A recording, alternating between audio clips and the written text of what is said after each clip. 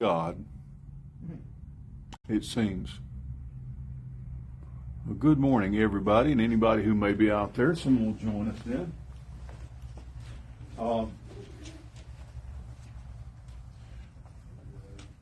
I remember when I first read the book of Revelation, Barbara, and I was completely, and actually, I read it with Bible in one hand and Hal Lindsey's book.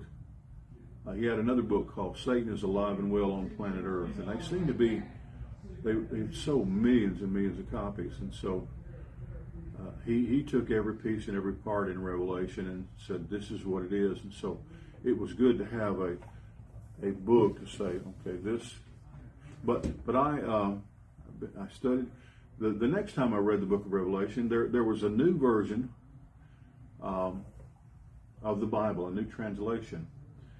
And I was learning about the Bible and what translations were. It was just widely and popularly distributed as the good news for modern man.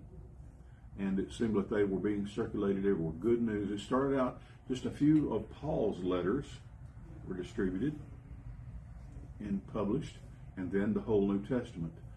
Ultimately, after about 10, 15 years, the whole Bible has now been published as the good news. It's called the Today's English Version. And that was the attempt, the way we talk today. Not just, being faithful to the original language of the scriptures, the Greek text, and not taking liberties. The King James Version is still very popular, but it's still, there's a lot of words in the King's English that was a mystery to me and are to most people. So there are many Christians, let me say, there are some Christians who believe the King James Version is the only version you should ever read. I use applications on the internet like the Bible Gateway that you can just open it up and it'll take a verse and it'll show you like 20 different popular or modern translations. The thing about it is that since the King James Version was first published, we have found thousands of copies and manuscripts and renderings of the Bible that give us, we didn't have an Aramaic version. Jesus and his disciples spoke Aramaic. The Gospels probably were first written, and Aramaic is kind of like a popular, it's based upon Hebrew. It's not strictly the Hebrew language, but it's very much like Hebrew. And so I began to learn, studying languages, that it's not tomato, potato. That there's, when you're talking about different languages, there's never an exact, complete, one-to-one translation of this word means this. There are many words that are not in any language at all. Because it's not, that concept is not part of their culture. I took today's English version and I read the book of Revelation several times, and it helped me a little bit. But still, it's not just the language, but it's a lot of the imagery. So hang in there, and don't give up. It's for the longest time, it's just one of those. Book of Revelation is something I just sat over here and said, okay, I'll pick that up again later. I think I have a reasonable understanding of the book of Revelation now, but it's not about airplanes and jets, and I don't see it as being. It is predictive in one sense. It just says Christians faced this, and they were victorious. The church is going to be victorious, and ultimately, at the end of everything, the second coming of Christ is described 7 different times in the book of Revelation. So he just keeps saying, don't forget, Jesus is coming. And Will it be soon? The Bible never says soon. Well, let's go on in. Today we're looking at John's Gospel, chapter 7. And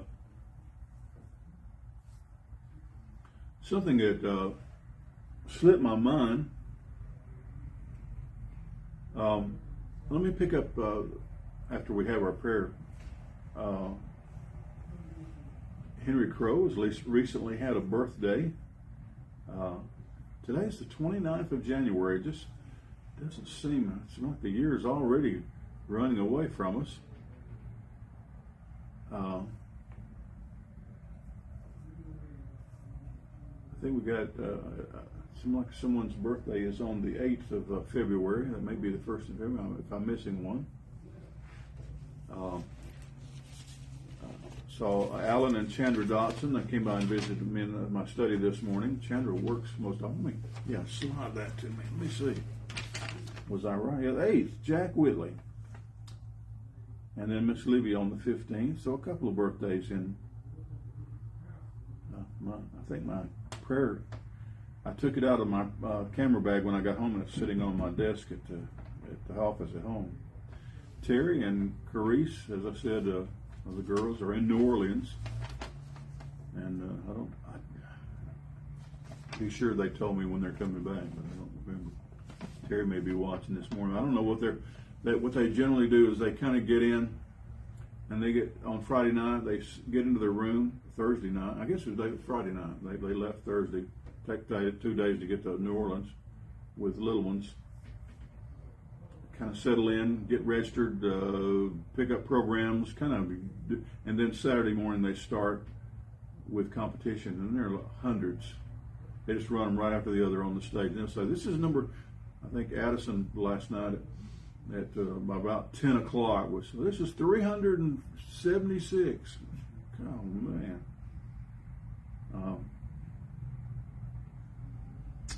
Pray for their safe return.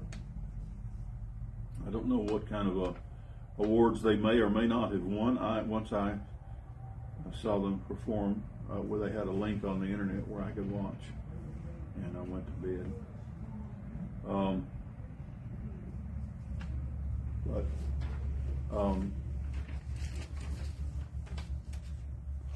Chandra and Alan said they got to go to the big Toby Mac concert Friday night, and it's good to see them today. Alan's job often takes him away on weekends, away from church, and then Chandra, they like what she does, and it's they use her about every Sunday. And Bailey Carter's here most every Sunday, but we do have a lot of people in our church who work, so let's pray for them. There are many things going on. Continue to pray. I spoke with members of my family. My uncle passed away a couple of weeks ago, and his wife is still staying with her daughter, and has not been able to go home yet. Julie Bain. It's really been hard on her. We've been often to their home, and it's a nice home, but it's kind of a big empty place now.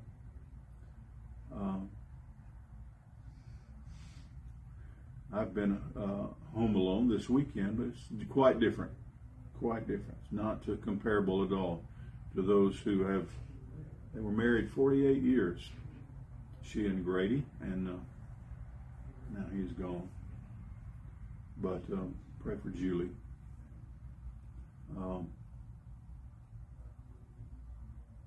There was quite a bit of damage when a pipe burst.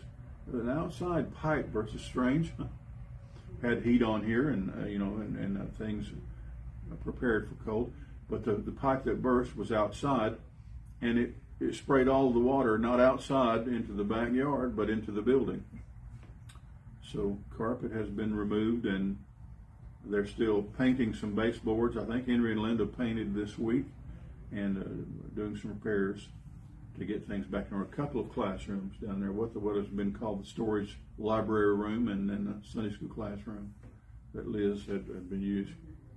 So, but that's, the insurance adjuster has written checks, and professionals have come in and done their thing, but most appreciated are Danny and Joey Evans and Henry and Linda Crow, others who have come in and helped. Let's pray together, and we'll start this morning and looking at John's Gospel, chapter 7. Lord, thank you for leading us and guiding us. Thank you for hearing our prayers. What a very audacious thing to think or do, that we might pray and the God of the universe might hear us and care. We know that you do. I hardly know what to say sometimes in the presence of important people. Sometimes I stammer and stutter, and even having known you and walked with you for many years, I still feel the discomfort.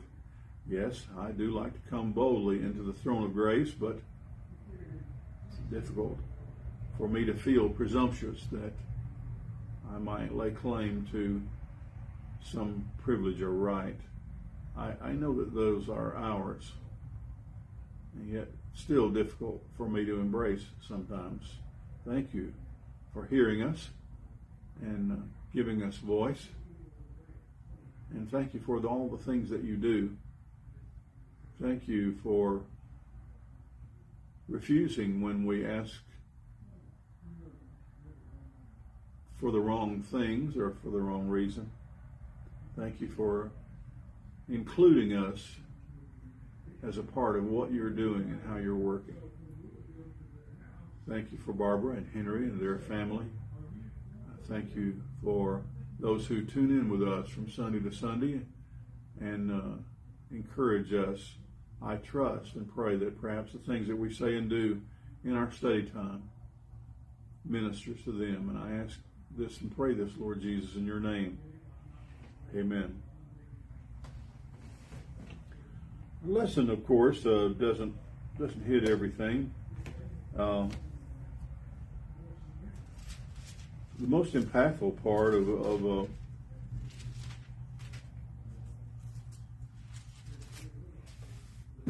John's Gospel, chapter 7, is the first part to me. Let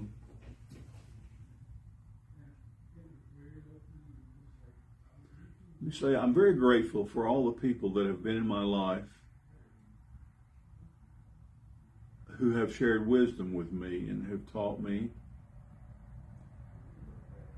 whom I've had an opportunity to observe and many to travel with along part of my life, that I've had experiences with, that I've known, great teachers and greater examples.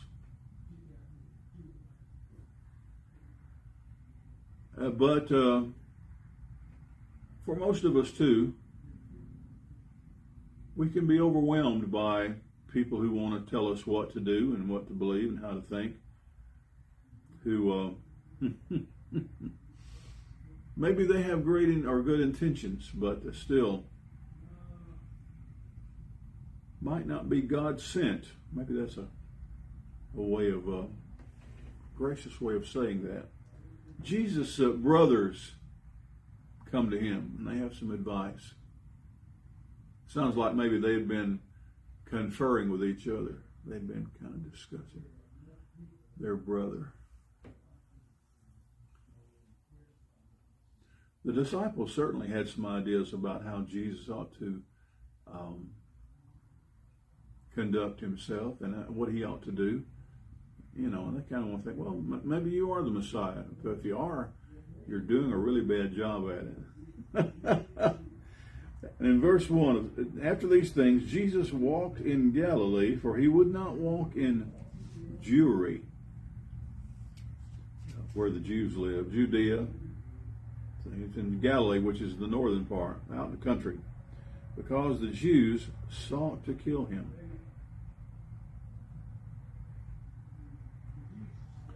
There are people probably in your life that annoy you.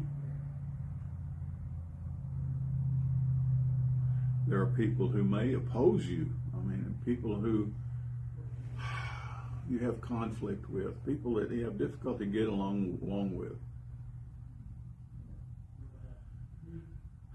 sometimes we can so take those things and those people to heart. There were people who were actually trying to kill Jesus. I don't think there's anybody out there that is trying to kill me. There might even be a few people that wish me dead. There's a new, I say new, I guess 4 years ago, 3 or 4 years, a new Angelina Jolie movie. I haven't even watched it. I've got it in my watch queue. It's called Those Who Wish Me Dead, I think is the name of the title. Those Who Wish Me Dead is the name of the movie. And I think the whole movie's about her kind of fleeing from people who are trying to get her. I don't know if anybody's... there may be some people who wish me dead.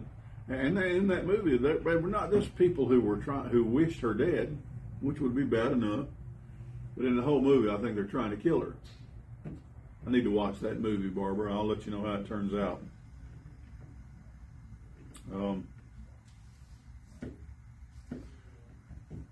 I have found that most movies that Angelina Jolie is about, it's not so much about the story, it's about watching her. So that's all right too. I guess that's what a lot of acting is about, is being attractive and flashy and very heroic or brave or handsome or beautiful. And part of the enjoyment of watching is being able to see people that we wish that we looked like, I guess. I don't guess I wish I looked like Angelina, but there you are. They were actually trying to kill Jesus, and it says, now the Jews' Feast of Tabernacles was at hand. Kind of an odd thing.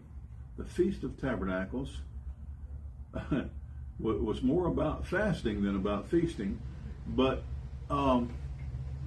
it was something that was in the law of Moses, the Feast of Tents or the Feast of Shelters.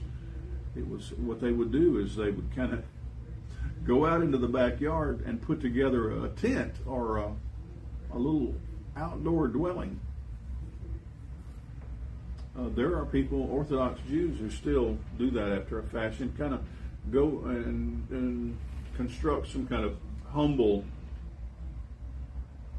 It's kind of remarking about the time when they were out in the wilderness, and they were all living in portable structures. The Feast of Tabernacles is about 6 weeks long. His brothers therefore said to him, depart hence, in other words, go, leave Galilee and go to Judea, that your disciples also may see the works that you do. Now, the people that they're referring to were not disciples at all. They're just talking about the crowd. The crowd, your fans.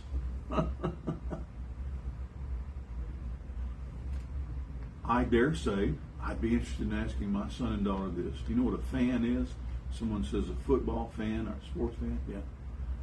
Do you know what word it comes from? I wonder if they know. The word fan kind of seems to be like someone who's enthusiastic, but it comes from the word fanatic, which indicates mental illness.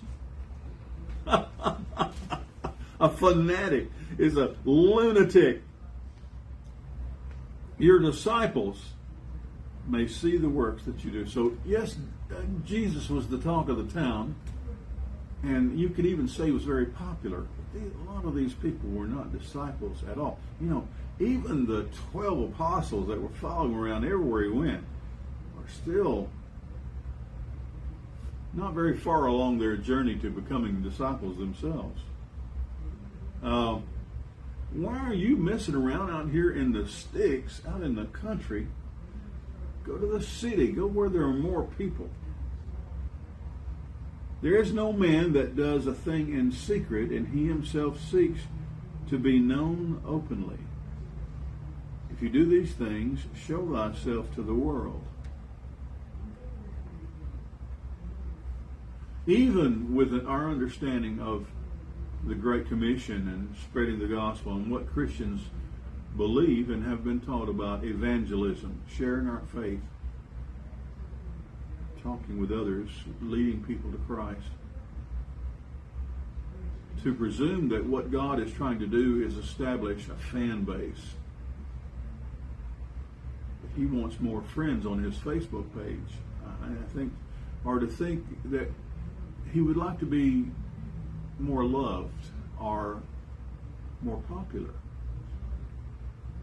To think that what Jesus wants to do and is seeking to do, or what perhaps what he should be doing, is doing the kind of things that promote him. And yes, the Lord is interested in people going to heaven, but it doesn't have anything at all to do with popularity or fanaticism.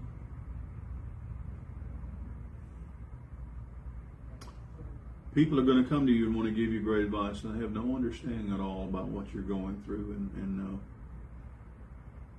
what's happening in your life. And the advice that they give sometimes is worthless. We have to be very careful. We just can't. And sometimes, I just wonder how discouraging this was. Because verse 5 says, "For neither did his brethren believe in him." That's very insightful. This is what the gospel writer writes. Because, they're talking like, yeah, you're disciples, and they want to do the works that you're doing, and go to where more. And he kind of draws a line on it. He says, because in spite of everything that they just said, they didn't really believe in him. I mean, not really. They really weren't even trying to help him. They really were not interested.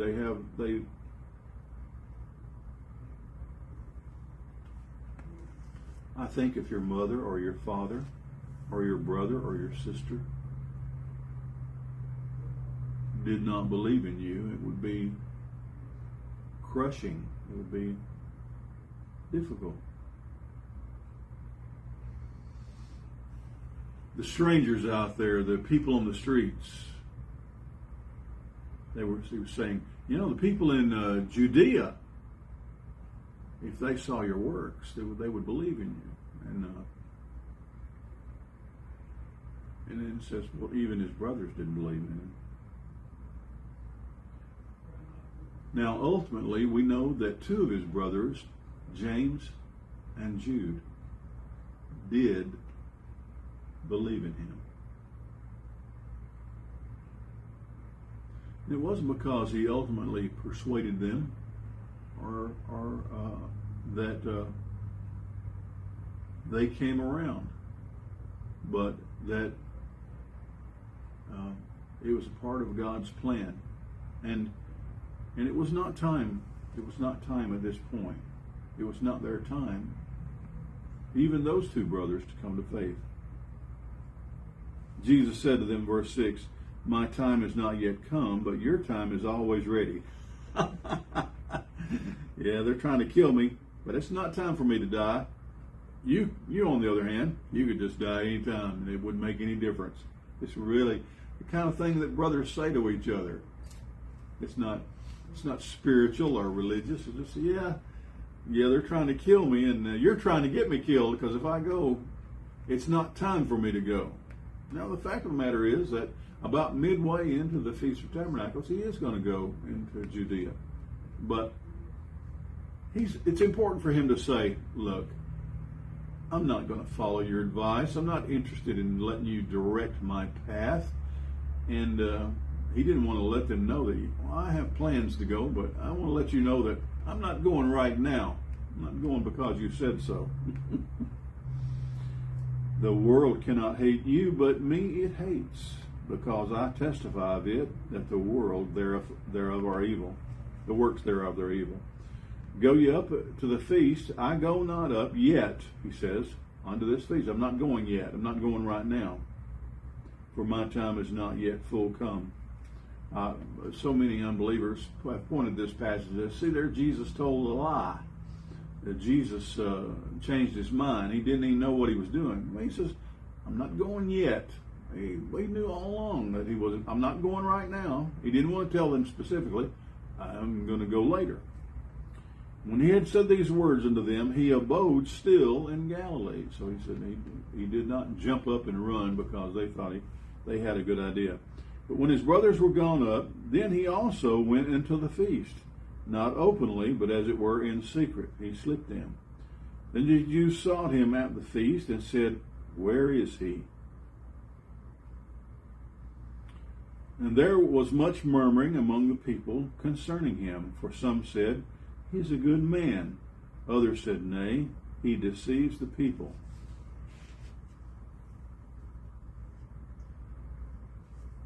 I think all of us we enjoy it when people like us, when people approve of us and people think well of us. But, I think Jesus was a much nicer and better person than I am, and there were people who liked him and people who didn't. Some people thought he was a good man and some thought he was a bad man. And so I think sometimes we ought to say, a lot of people didn't like Jesus. I think, how could that be? And a lot of people are not going to like you too. Howbeit, no man spoke openly of him for fear of the Jews. Now about the middle of the feast, Jesus went up into the temple and he taught. So the disguise is off and the secret is out. And there he is. He's in the temple. And the Jews marveled, saying, How knoweth this man letters, having never learned? I'm always working on my genealogy and my family history and everything, and I was looking at census records in 1940 in Limestone County. 1940 census. The census is done every 10 years, and they don't release the ones that were done in the last 30 years. So it's 1940. I think 1950 may have been the last that were published. If not, it was 1940. But I was looking at 1940 in Limestone County. There was my grandfather, grandmother, and their 3 children, Carrie Mae and Howard. And it says Walter. That was my dad. His name was really Walton, John Walton Bain. His family called him Walt or Walter. It wasn't Walter or Walt. Grandfather's name, Cornelius, and everybody called him Neely, Cornelius Bain. And out beside his name was a little X and a circle around it. Well, my grandfather made the X, and the census taker made the circle. It's kind of like, and what, there's no explanation on the census, but what that means is my grandfather couldn't write. When he signed something, it was very common years ago for people to make their mark. Make your mark on this. I heard a joke once about a man years ago. He was signing into a hotel, and the ledger for signing in, he made an X there, and he put a circle around it. And the hotel owner said, well, I've seen a lot of people make their mark, but I've never seen anybody put a circle around it. And he said, well, when I'm traveling, I don't use my real name. So, the census taker actually made the circle on this census, saying, I saw him do it. It says, Mr. Cornelius Monroe Bain, this is his house, and I'm verifying. And so he made his mark, saying, yes, my name. And Bain gets spelled B-A-I-N or B-A-Y-N-E or B-E-A-N, just however he thought it sounded. Just lots of ways. And so it was all phonetic, but they're asking Jesus, how does this man know how to read? Not many people in Jesus' day had any kind of, could read.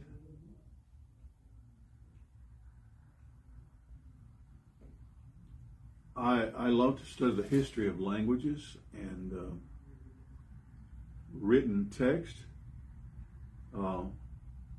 alphabets and words and vocabulary.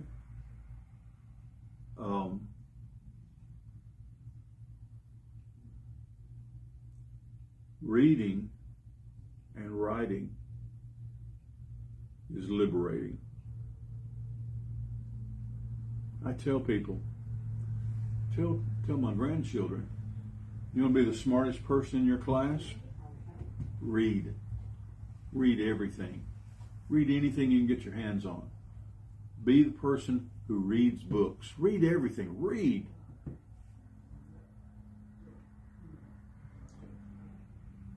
In my childhood,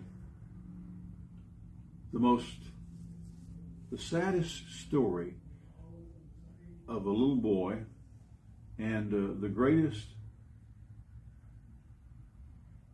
failure and the most tragic life was a little boy in our class that came along with me in all of our grades and never learned to read. His teachers gave up on him.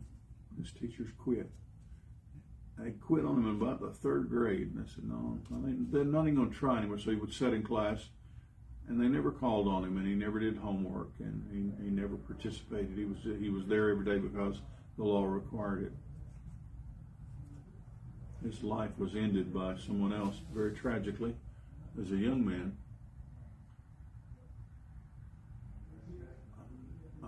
I guess I didn't understand everything about that at the time. I'm not sure I do now. But I found out that my grades could be good and I could succeed. I could go ahead.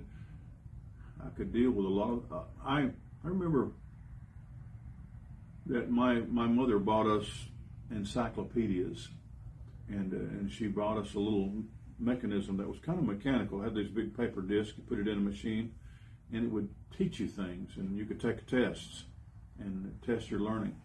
And that's how I learned how to play chess. Now, I'm not a great chess player, probably not even a good chess player, but I love chess. I love to play, and I only love to play when I can win.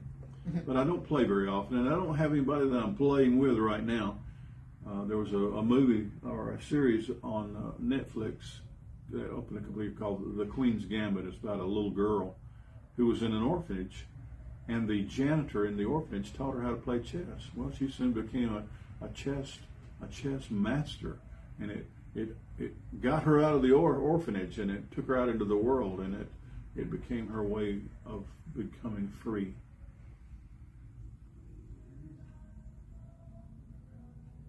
They wanted to know, how did Jesus learn to read? Well, in spite of him being God in flesh, he still had to, someone taught him how to read. Learning, and it is someone who can read, and someone who can write, someone who can communicate.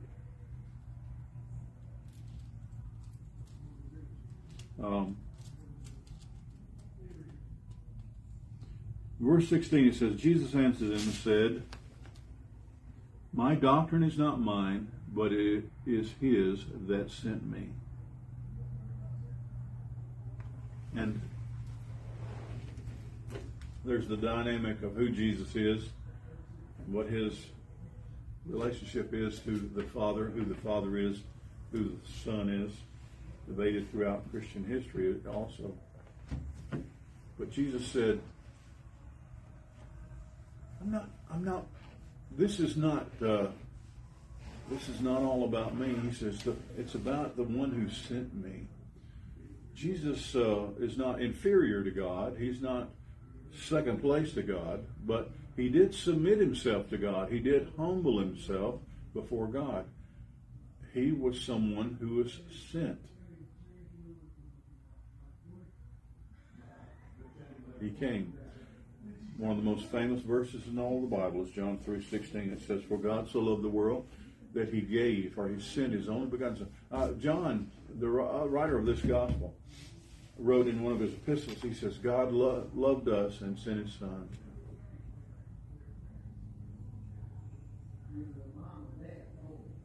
Now, one of the greatest anchors that we would find, Barbara, I think, is understanding that Jesus came here to be with us, and what that means. He is with me. Does that mean that he solves all my problems?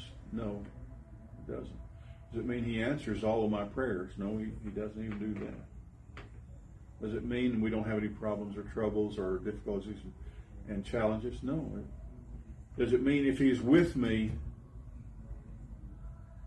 Sometimes we say, well, what difference does it make? He didn't do anything to stop it or to change it or make it different. We think that a God that doesn't make all the bad things quit is an inadequate God. Paul keeps telling us, look at what happened to Jesus. If we think that, God's plan is to do everything without it hurting, and it's never going to hurt, it's never going to be painful. I said, no, you're not paying attention. Jesus' life was very, very difficult. A story came to my mind. I thought I would end with this. It takes maybe 2 or 3 minutes to tell. It's a story that I've heard for a long time and even conveyed. It sticks in my mind, so I use it. A story from World War II. There was an American battalion out in the field on the front in battle, and a platoon fell under attack, and they were devastated. It was wounded. Many lost their lives with the initial attack. There were 2 young men who had been together since basic training. They'd never known each other before their service in the military. They became fast friends and companions on the battlefield. After a very particularly horrendous barrage, one of the men looked up and noticed that he and his buddy had been separated. He had fallen into a trench. They dug those trenches to have a place to kind of hide or to duck into because they were on a plain, a level field. Not much place to hide or to find shelter or to protect yourself. He fell into a trench, and he thought his friend was close behind him, and he looked around. He even poked his head up over the edge of the trench and feared for being shot or getting hit by flying shrapnel. And he called out to him, and he waited, and he was just about to panic. He looked around. Several of his companions had piled into the same hole, foxhole, they call it. Asked him if they had seen him, and no, I thought he was right behind us. I did too. So he slung his rifle over his shoulder and was beginning to claw his way up out of the trench, and his commanding officer grabbed him by the shirt tail or the belt or the back sack. Said, "Where are you going?" He says, "I'm going to get him." He said, "Man, you'll get killed." He said, "Just look at their fire flying and explosions and smoke and bullets whizzing overhead. He's probably dead, and if you go out there, you'll most certainly die too." He shook off his commander's grasp, climbed up out of the hole, and went back into the fire, back out into the carnage.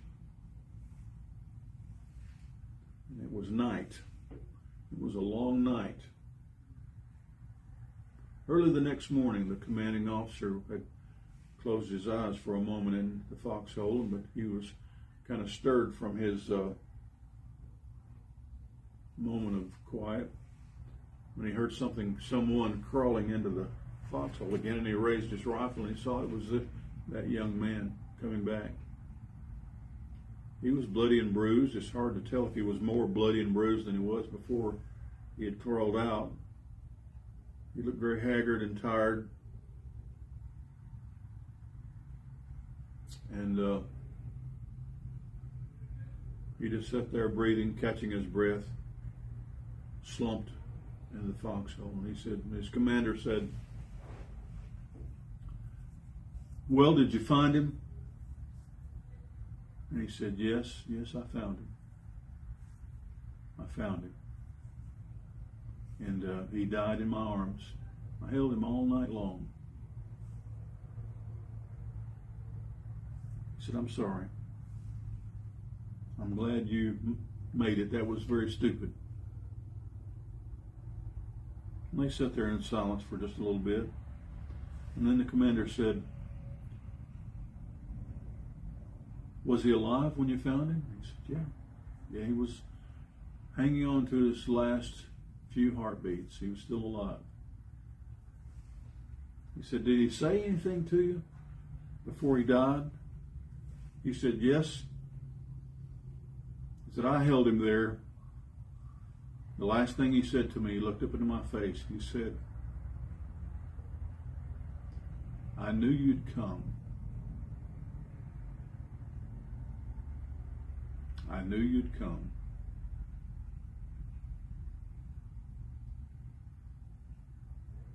And Jesus here said,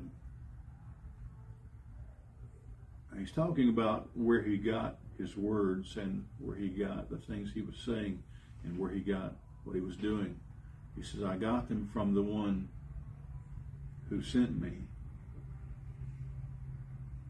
But I think the most important underlying part is that